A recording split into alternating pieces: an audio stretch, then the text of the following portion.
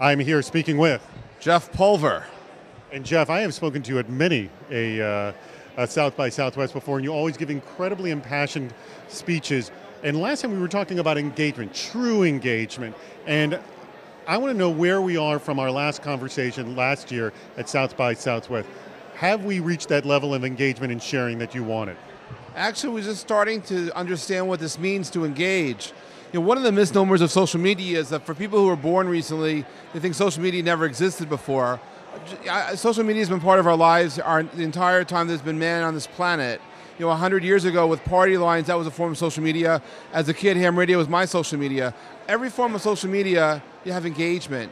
But what happens once you have engagement, you establish connections. And one of the things I've discovered in the past year through the 140 events is a level of connections which has become soulful, where people start to connect with themselves and with the people around them and are finding meaning in life. And people are actually able to say things that affect the way other people feel, and almost in a spiritual kind of way. I mean, we're living in a world today that has 7 billion people on this planet, and for the first time ever in the history of mankind, there's a chance for hundreds of millions, if not billions of these people to discover each other.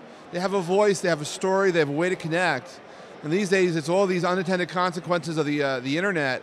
So whether you're doing Facebook or Twitter or whatever the platform is du jour, you have a chance to have your voice heard. And so what I've discovered are people have found soul, and that in a very spiritual kind of way, there's an awakening, which I've never experienced. I don't think anyone's really experienced before, a way to feel connected to someone. If you've ever read a Facebook status update and called somebody because of what they said, or read a tweet and started to cry, you know what I'm talking about. There's an emotional bonding where somehow feelings are coming across in words to be interpreted and we're acting upon it, and that brings us together. So if you're going to engage, do be prepared for what happens if you actually are successful. And if you are touching someone's soul, be prepared to actually be soulful back to them and give themselves a chance to listen to what's happening, because we're all people after all, and we have feelings. And so, companies haven't discovered that one of the unintended consequences of being a brand is that you actually have feelings too, and that brands have to deal with the humanization of all this, that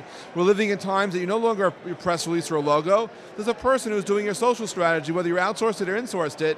There's someone that has a name to it, and someone who's listening to what's being said, someone who's dealing with this back channel. And if one of your customers say something emotional and they open up to you, you have every right in the world to open up back to them and show that you're a person too. And don't be afraid that you're supposed to have a corporate communication with someone. You're allowed to be a person. So in 2012, I'll tell you that one of the unintended consequences of this reawakening is there is a soulfulness that's around, it's abound. And if you want to be successful in what you're doing and maybe touch someone's life, is listen and connect and engage and open up. Don't be afraid to be vulnerable. If something is affecting you in your life, open up a little bit and share it. You may be really surprised you're not alone on this planet.